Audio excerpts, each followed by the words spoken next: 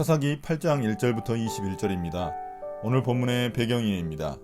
오늘 본문에서 기드온은 자신을 견제하는 에브라임 지파의 불만을 잘 처리합니다.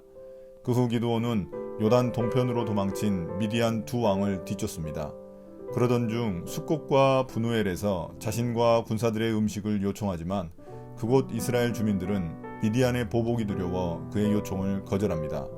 그 후 기드온은 미디안 왕들을 사로잡아 돌아오는 길에 자신을 푸대접한 숫곳과 브누엘 주민들에게 보복을 합니다.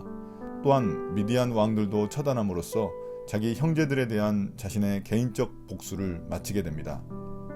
1절부터 3절입니다. 불만을 터뜨린 에브라임 지파 사람들. 그때 에브라임 사람들이 기드온에게 말하였다. 장군께서는 미디안과 싸우러 나가실 때 우리를 부르지 않으셨는데 어떻게 우리에게 이렇게 하실 수 있습니까? 그들이 기드온에게 거세게 항의하니 그가 그들에게 말하였다.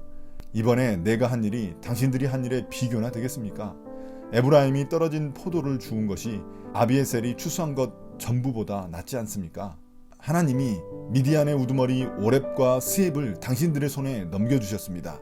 그러니 내가 한 일이 어찌 당신들이 한 일에 비교나 되겠습니까? 기드온이 이 말을 하니 그들의 노여움이 풀렸다. 에브라임 지파는 기드온의 요청에 따라 적군을 추격하여 수장 2명을 죽였지만 기드온을 만나자 그에게 따지기 시작했습니다. 전쟁이 시작할 때부터 왜 자신들을 부르지 않았느냐는 것입니다. 이에 기드온은 자신이 한 일은 에브라임 지파가 이번에 한 일에 비하면 3발의 피에 불과하다는 식으로 그들을 치켜 세워줍니다. 그러면서 에브라임의 끝물에 딴 포도가 기드온 가문이 막 추수한 포도보다 더 낫다고 말합니다. 그러자 그들의 노여움이 풀렸습니다. 그러나 에브라임 지파가 이렇게 불만을 표출하였던 속내는 따로 있습니다. 그들은 기드온이 이번 전쟁의 영웅이 되는 바람에 이스라엘 내에서 자신들의 입지가 줄어들고 기드온 가문의 입지가 커질 것을 염려했기 때문입니다. 이를 통해 이스라엘 지파들 간의 연합이 점점 금이 가고 있다는 사실을 암시해 줍니다. 또한 기드온이 하나님께 영광 돌리기보다 자신의 이름을 내세우고 있다는 점에서 그의 교만함이 드러나 있습니다. 4절부터 9절입니다. 보복을 다짐한 기드온. 기드온이 그가 거느리는 군사 300명과 함께 요단강을 건너 지친 몸이지만 계속 적들을 추격하였다. 기드온은 숫곳에 이르렀을 때에 그곳 사람들에게 사정하였다. 나를 따르는 군인들이 지쳤으니 그들에게 빵 덩어리를 좀 주십시오.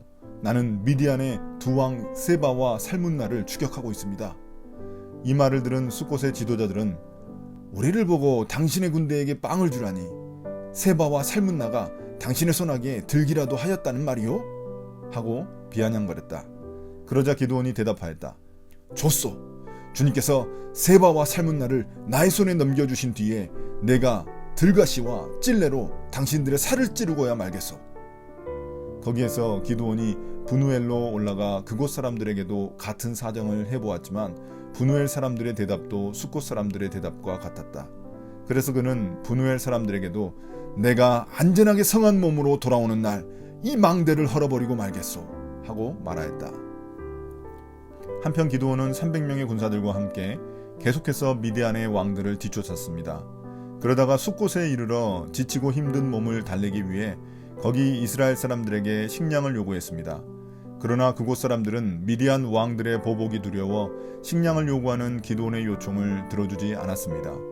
이에 기드온은 숫곳 사람들에게 보복을 다짐하게 됩니다. 그래서 브누엘이란 곳으로 옮겼는데 그곳 이스라엘 사람들도 동일하게 반응했습니다.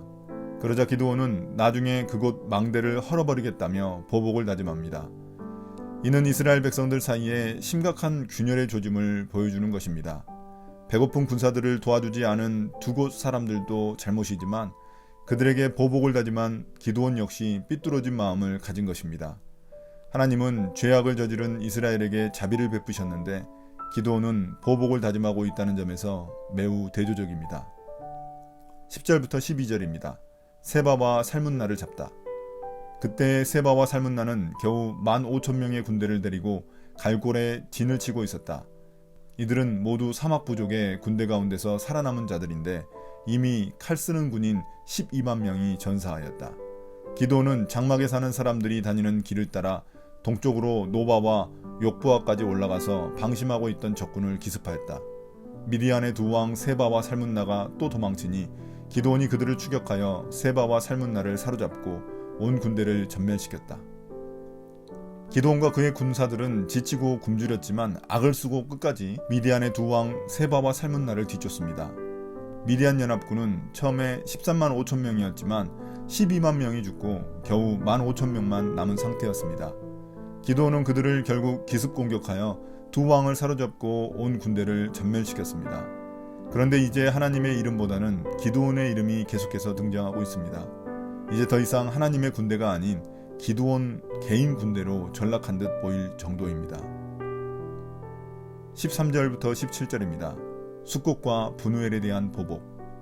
요아스의 아들 기드온이 헤레스 비탈길에서 전쟁을 마치고 오다가 숫꽃 사람 젊은이 한 명을 포로로 잡아서 캐물으니 그 젊은이가 77명이나 되는 숫꽃의 지도자들과 장로들의 명단을 적어주었다. 기드온은 숫꽃에 이르러 그곳 사람들에게 말하였다. 여기 세바와 살문나가 있다. 너희는 나에게 우리를 보고 당신의 지친 군대에게 빵을 주라니 세바와 살문나가 당신의 손아귀에 들기라도 하였다는 말이요? 하면서 나를 조롱하였다. 기드온은 그 성읍의 장로들을 체포한 다음에 들가시와 찔레를 가져다가 숫꽃 사람들을 응징하였다. 그리고 그는 분우엘의 망대도 헐고 그 성읍 사람들을 죽였다. 이제 기드온은 세바와 살문나를 잡고 돌아가다가 숫꽃 청년 하나를 포로로 잡아 그곳의 지도자들인 77명의 명단을 입수하게 됩니다. 기드온은 숫꽃으로 돌아와 그곳 지도자들이 자신에게 했던 말을 그대로 돌려주며 그들을 조롱합니다. 기드온은 자신의 능력을 과시하며 그곳 지도자들에게 보복을 약속했던 대로 그들을 잔인하게 들가시와 찔레로 모두 죽여버리고 맙니다. 분우엘에 가서도 보복을 약속한 대로 망대도 헐어버리고 성읍 사람들을 무참히 죽였습니다. 그는 전쟁과 상관없는 이스라엘 동족들을 죽여 개인적인 복수를 한 것입니다.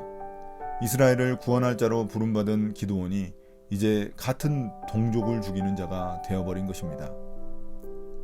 18절부터 21절입니다. 세바와 살문나 처형. 그런 다음에 그는 세바와 살문나에게 물었다. 너희가 다볼에서 죽인 사람들은 어떻게 생겼더냐? 그들이 대답하였다. 그들은 당신처럼 하나하나가 왕자와 같았습니다.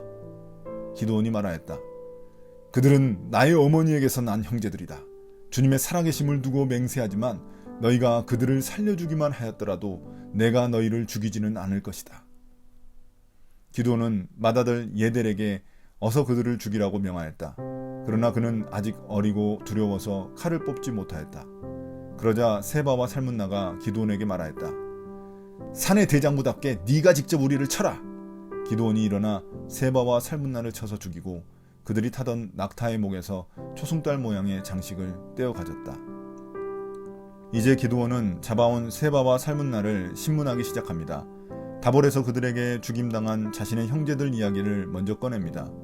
이에 미디안의 두 왕은 목숨만은 건지기 위해 기드온의 비위를 맞춰줍니다.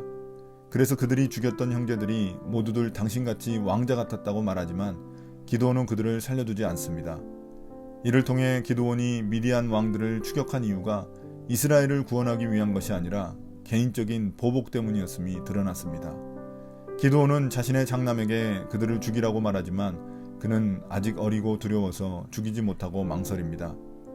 죽음을 기다리던 미디안 왕들도 기드온에게 직접 자신들을 죽이라고 요구합니다. 이에 기드온은 두 왕을 죽이고 그들이 타던 낙타의 목에서 초승달 모양의 장식을 떼어 가져갔습니다. 초승달 모양의 장식은 왕을 상징하는데 이를 기드온이 취했다는 것은 앞으로 왕이 될 그의 모습을 암시하는 것입니다. 오늘의 묵상 포인트입니다. 첫 번째, 하나님은 누구신가? 기드온이 치룬 전쟁은 처음에 하나님의 전쟁이었습니다. 그러나 시간이 갈수록 자신의 전쟁으로 변질되어 가고 있습니다. 그렇다 보니 하나님의 말씀이 사라져 버렸습니다. 이처럼 우리의 욕망은 하나님의 말씀을 듣지 못하게 만듭니다. 하나님은 지금도 우리에게 자신의 뜻을 드러내길 원하십니다. 내 마음의 욕망을 내려놓고 겸손히 주의 말씀에 집중합시다. 두 번째, 나는 누구인가? 기드온은 에브라임 지파는 말로 잘 설득하지만 자신을 푸대접한 숫꽃과 분우엘 사람들에게는 힘으로 보복했습니다. 강자에게는 약하고 약자에게는 강한 그의 모습은 세상 왕들과 다를 바 없습니다. 성공 앞에 처음 마음을 유지하기가 쉽지 않습니다. 나는 사람들에게 내가 가진 힘을 어떻게 사용하고 있습니까? 오늘의 기도입니다. 주님, 점점 교만해져가는 기드온을 보며 힘과 권력이 얼마나 무서운지 깨닫게 됩니다. 하나님이 주신 힘과 권위를 가지고 남을 섬기는 데 사용할 수 있게 지혜를 주십시오. 또한 공적인 권위를 사적 이익을 위해 사용하지 않는 정의로운 마음을 허락해 주십시오. 예수님 이름으로 기도드립니다. 아멘.